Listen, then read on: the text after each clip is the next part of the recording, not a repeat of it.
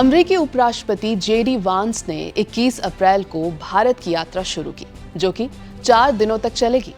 उनका यह दौरा व्यापारिक और रणनीतिक मकसद से भरा हुआ है। वांस ने प्रधानमंत्री नरेंद्र मोदी से मिलकर दोनों देशों के बीच व्यापारिक समझौते पर चर्चा की, ताकि ट्रंप के नए टैरिफ थ्रेट से बचा जा सके। ये यात्रा ट्रंप के भारत दौरे के लिए रास्ता तैयार करने की एक महत्वपूर्ण कड़ी है। नमस्कार, मेरा नाम है श्वेता शर्मा और क्या है जेडी वांस के भारत दौरे के मायने, आज जानते हैं। जेडी वांस और होने वाली डोनाल्ड ट्रंप की विजिट दोनों ही भारत के लिए जरूरी है। इसका कारण सिर्फ टैरिफ्स ही नहीं, जबकि व्यापार बढ़ाना भी है। आपको बता दें कि 2024 में भारत ने अमेरिका से 41.8 बिलियन डॉलर के सामान का आयात किया था, जबकि दोनों तरफ का कुल व्यापार 129 बिलियन डॉलर का था, जिसमें भारत को 45.7 बिलियन डॉलर का लाभ हुआ था। भारत ने अपने 55% आयात पर इंपोर्ट ड्यूटीज कम करने की सोची है, ताकि अमेरिका से व्यापार को बढ़ावा दिया जा सके। मिशन 500 के तहत दोनों देशों का लक्ष्य है कि 2030 तक व्यापार को 500 बिलियन डॉलर तक बढ़ाया जा सकेगा। अब ऐसे लक्ष्य को भेदने के लिए अमेरिकन लीडर्स की भारत यात्रा बहुत अहम हो जाती है। सबसे पहले बताते हैं कि कैसे ये विजिट्स इंडिया और अमेरिका को करीब लाते हैं और चीन के दबदबे को कम करते हैं। जेडी वांस और प्रधानमंत्री मोदी के बीच कोर फोकस रहा अर्ली ट्रेड डील को फाइनलाइज करना। इससे क्या फायदा होगा?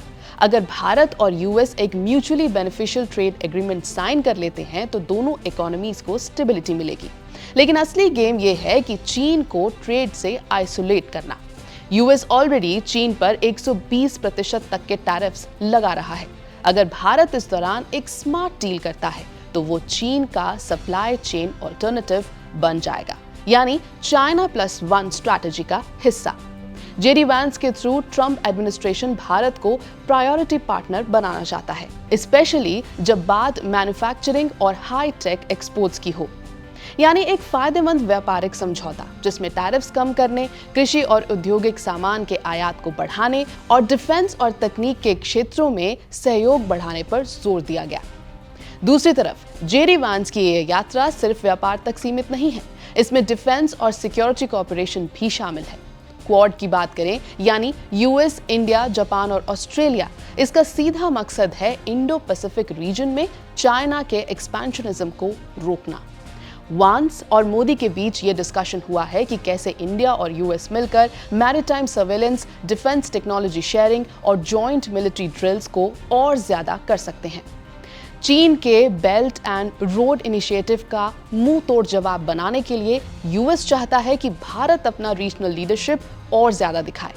एक strong Indo US military partnership चीन के लिए सरदर्द बन सकता है। In a free, open, peaceful and prosperous Indo-Pacific are in full alignment.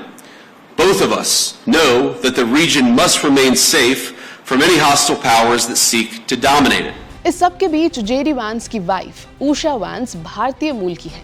इस यात्रा को लेकर काफी सॉफ्ट ऑप्टिक्स देखे गए हैं, जैसे कपड़े, संस्कार, टेंपल विजिट्स, लेकिन इस सब का पॉलिटिकल मैसेज बहुत जबरदस्त है। सबसे पहले, if Vance likes India personally, he may prioritise it diplomatically, यानी अगर वांस को भारत पर्सनल लेवल पर पसंद आता है तो डिप्लोमैटिकली भारत को तवज्जो मिलेगी।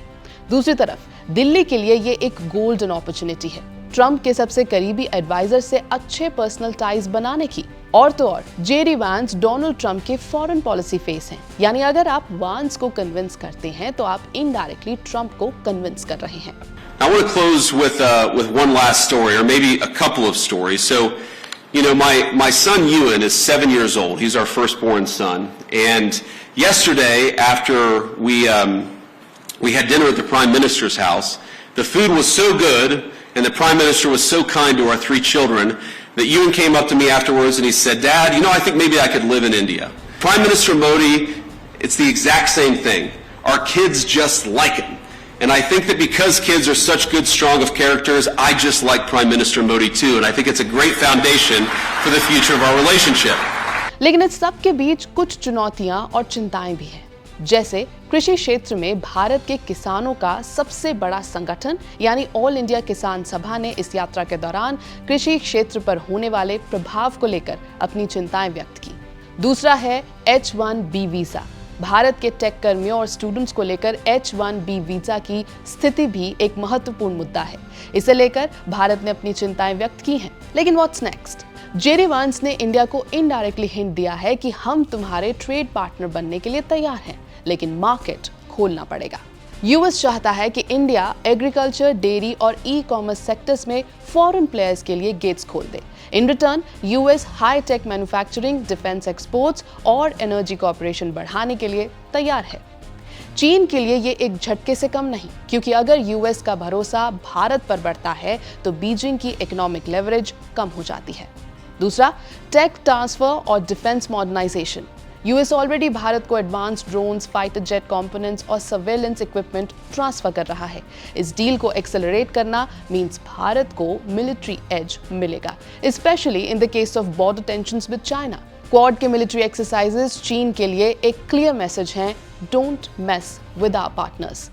तीसरा, चीन को इंडो पैसिफिक रीजन में अकेला छोड़ देना। क्वाड का कोर एजेंडा है freedom of navigation in the southern China sea. Vance Modi talks में ये फोकस रहा है कि मैरीटाइम कॉर्पोरेशन कैसे बढ़ाया जाए, joint patrolling, naval base access और सैटेलाइट डेटा शेयरिंग पर कैसे काम किया जाए। भारत के लिए ये स्ट्रेटेजिक एज है, क्योंकि एक स्ट्रॉन्ग यूएस नेवल प्रेजेंस चीन के एक्सपेंशन को इन चेक रखता है और भारत की मैरीटाइम सिक्योरिटी को बढ़ाता है। We believe that American energy can help realize India's nuclear power production goals, and this is very important, as well as its AI ambitions. Because as the United States knows well, and I know that India knows well, there is no AI future without energy security and energy dominance. Last but not the least, JD वांस ने अपनी Munich speech में European leaders को challenge किया था और चीन की आइडियोलॉजी के खिलाफ खुलकर बोला था। भारत यूएस का अलाइनमेंट अब सिर्फ स्ट्रेटेजिक नहीं, आइडियोलॉजिकल भी बन गया है। चीन के अथॉरिटेरियन मॉडल के ऑपोजिट इंडिया और US free markets, sovereign borders और डेमोक्रेटिक वैल्यूज के मॉडल को प्रमोट कर रहे हैं। यानी जेडी वांस की ये भारत यात्रा को 2 शब्दों में समझना हो तो कह सकते हैं स्ट्रेटेजिक रीसेट। ये विजिट भारत को इकोनॉमिक एज देता है, चीन की रीजनल एम्बिशंस को वीकन करता है और एक long term India US alliance की नींव रखता है, जो कि इंडो पैसिफिक का भविष्य भी लिखेगा। आज की रिपोर्ट में इतना ही। आप देखते रहिए एबीपी लाइव।